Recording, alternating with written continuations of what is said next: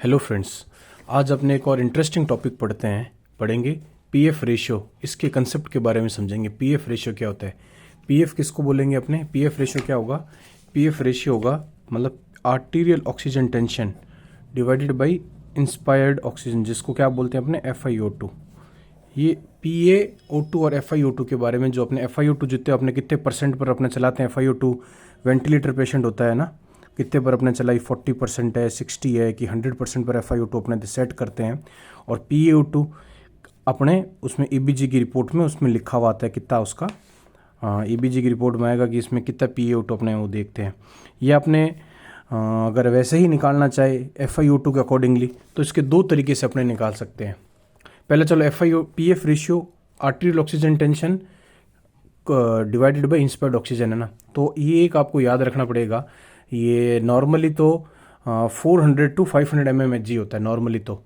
और अगर जो डिजीज़ की बात करें तो अगर ये 200 to 300 आता है रेशियो इसका पीएफ रेशियो, तो ये माइल्ड है और मोर्टेलिटी इसकी 27% तक होती है। और रेशियो अगर लेस देन 100 आ जाए तो बहुत सीवियर कंडीशन है, पेशेंट 45% मोर्टेलिटी हो जाती है। इसका लंग्स की कोई पैथोलॉजी है। पीएफ रेशियो ये 100% एक्यूरेट नहीं है ये रेशियो, ये कैलकुलेशन, लेकिन बहुत ईजी कैलकुलेटर और प्रिडिक्टर है मोर्टेलिटी का। तो और 100 to 200 आता है तो मॉडरेट है। तो पहले तो एक अपने बात करें, कोई भी पेशेंट है उसको दो तरीके से अपने कैलकुलेट कर सकते हैं। PaO2 अगर आपको ध्यान नहीं है PaO2 कितना, कोई मान लो आपको किसी ने कह दिया कि पेशेंट को हम 60% ऑक्सीजन दे रहे हैं या 40% ऑक्सीजन दे रहे हैं, तो उसका PaO2 कितना होगा। नॉर्मल हेल्दी इंडिविजुअल का अगर अपने 40% उसको ऑक्सीजन दे रहे हैं तो उसका PaO2 200 आना चाहिए, ठीक है। तो रूम एयर पर कितना होता है, रूम एयर पर अपना ऑक्सीजन PaO2 कितना बोलते हैं, 80 to 100 बोलते हैं। तो ये कैसा आया, तो 21% जो 20.9 होता है, या 20 बोल लो या 21 बोल लो, तो उसका अपना कितना वो 80 to 100 ही बोलते हैं उसमें। तो बस ये 105। तो अब इसी तरह आप कोई भी कैलकुलेट कर सकते हो। दूसरा इसका एक तरीका है कि रफली 5 टाइम्स इक्वल होता है। नॉर्मल PaO2 इज रफली equal to 5 times of FiO2 with as written as percent, मतलब 40% है तो ये 200 दो तरीके से, या तो 5 से मल्टीप्लाई कर सकते हैं, या FiO2 इंटू 500 जो इसका अपने नॉर्मल बैरोमेट्रिक प्रेशर होता है। तो अपनी इक्वेशन ये दे रखी है अपने मॉर्गन में और चैंग में, ये अपने इक्वेशन स्टैंडर्ड बुक्स में हम देखते हैं। तो ये FiO2 इंटू बैरोमेट्रिक प्रेशर है, 500 मानते हैं, उससे करोगे तो ये निकलेगा। लेकिन अब इस इंपॉर्टेंस क्या है, पीएफ रेशियो की बहुत इंपॉर्टेंस है EBG में, पेशेंट की मोर्टेलिटी प्रिडिक्ट करेगा। एक आपको एग्जांपल एक और बताता हूँ कि जैसे मान लो आपके कोई हेल्दी पेशेंट है, उसकी आपके नॉर्मल अपने एक पेशेंट ले लिया जिसके FiO2 50% है, ठीक है, और PaO2 उसका 100 आ रहा है, लेकिन उसका SpO2 100% आ रहा है। तो अब क्या पेशेंट वो हेल्दी है। एक एग्जांपल लिया अपनों 50% FiO2 पर चल रहा है और PaO2 उसकी 100 है, मतलब वेंटिलेटर पेशेंट पर आपकी F50 पर ये 100 आ रही है, तो क्या हेल्दी है। लेकिन अपने को ध्यान है इसके 5 टाइम्स होता है ना, 50% है तो उसको 250 mmHg आनी चाहिए, लेकिन वो 250 mg नहीं आ रही, उसकी आ रही है 100 mg।